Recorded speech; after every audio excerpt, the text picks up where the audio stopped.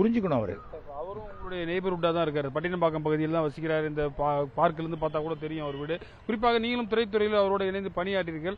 இது போன்று எம்ஜிஆர் அரசியலுக்கு வரும்போது இது போன்று மக்களோட தொடர்பில் இருந்தாரா? எப்படி நீங்க பாக்குறீங்க? திரைத்துறையை சார்ந்தவர்கள் அரசியலுக்கு வரும்போது இது மாதிரி ஒரு கேப் இருக்கு. எங்க வீட்டு பக்கத்துல தான் இருக்காரு வழியே, அவர் வீட்டை நிமிந்து பார்க்கறதுக்கு அது என்ன கபாலி கோயிலா? கோவில்னாக்க கும்பிட்டு போகலாம், ஆலய தரிசனம், ஆண்டவன் தரிசனம். நான் விஜயை பார்த்து எனக்கு என்ன தரிசனம் கிடைக்க போகுது? எனக்கு ஒன்றும் அவசியமே இல்லை. நான் 58வது வருஷத்துலேருந்து இருக்கேன், அப்போ விஜய் பிறக்கவே இல்லை, புரியுதா? அதனால விஜய் ஏதாவது பார்க்கணுன்னா அந்த அவர் வீட்டுக்கு பக்கத்தில் இருக்கிற என்னை அவர் பார்த்துட்டு போகலாம். எங்கள் வீட்டு கதவு எப்போவுமே திறந்துருக்கும், கூட்டமாக வராதிங்க அதெல்லாம் நாங்கள் சொல்ல மாட்டோம். ஒரு 10 பேர் கூட வரலாம், ஒன்றும் பிரச்சனை இல்லை அந்த மாதிரி. அடுத்தது தயவு செய்து விஜய் எல்லாம் எம்ஜிஆரோட கம்பேர் பண்ணி எம்ஜிஆர் அவர்களுடைய பெயரை அசிங்கப்படுத்தக்கூடாது. ஏனென்றால் எம்ஜிஆர் கூட்டங்களுடன் வளர்ந்தவர். எம்ஜிஆர் ஒன்றும் அப்படியே மேக்கப் கழிச்சிட்டு கோடம்பாக்கத்துலேருந்து சிஎம் ஆயில்லை. அவர் திமுக கட்சியில் 20 வருஷத்துக்கு மேலே இருந்து அந்த கட்சியை தன்னுடைய பல படங்களின் மூலம் கட்சி கொள்கைகள் எல்லாத்தையும் வளர்த்து அங்கே ஏற்பட்ட சின்ன மனக்கசப்பினால வெளியில் ஆரம்பித்த கட்சி.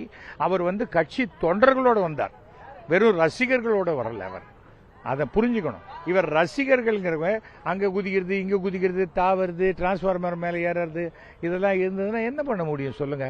அதெல்லாம் தப்பான தவிர ஒரு 27,000 பேரை அப்படி சொன்னா அடங்கக்கூடிய அளவுக்கு தலைவராக இருக்கணும் இவர். அவங்க என்ன பண்ணாங்கன்னு தெரியல, அவங்க ஏதோ மிதிச்சாங்க, விழுந்தாங்க, செத்து போட்டாங்க.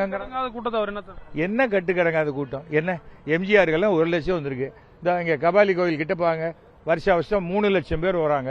இந்த வேளாங்கண்ணி மாதா கோயிலில் 2 லட்சம் பேர் வராங்க. இப்போ சஷ்டி 7 லட்சம் பேர் வருவாங்க.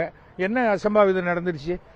ஒரு 27,000 பேரையே ஒருத்தனால கண்ட்ரோல் பண்ண முடியலன்னா நீ எப்படி தமிழ்நாட்டில் இருக்கிற 8 கோடி பேரை கண்ட்ரோல் பண்ண முடியும்? சும்மா வாய் வார்த்தையா நான் ஒரு பெரிய ஆளை போய் நான் திட்டுறதுனால நான் பெரிய ஆளை ஆயிடுவேன்னு நினைச்சா அது கொஞ்சம் நமக்கு அந்த சரியான பக்குவமின்மைங்கிறதான் காட்டுது.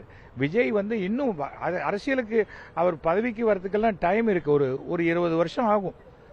இப்போ 234 தொகுதியில் நானே நிற்கிறதா நினைச்சுக்காங்கன்னு விஜய் சொல்றாரு. அப்படி சொன்னால் கூட விஜய் ஓட்டு வாங்கலாம், ஆனா சீட்டுன்னு வாங்கினா விஜய் மட்டும் ஜெயிக்கலாம். விஜயகாந்த் நின்னார், அவர் மட்டும்தான் ஜெயிச்சார் 234 தொகுதியில். கமலஹாசன் நின்னார் 234, அவர் கூட ஜெயிக்கல. இதுல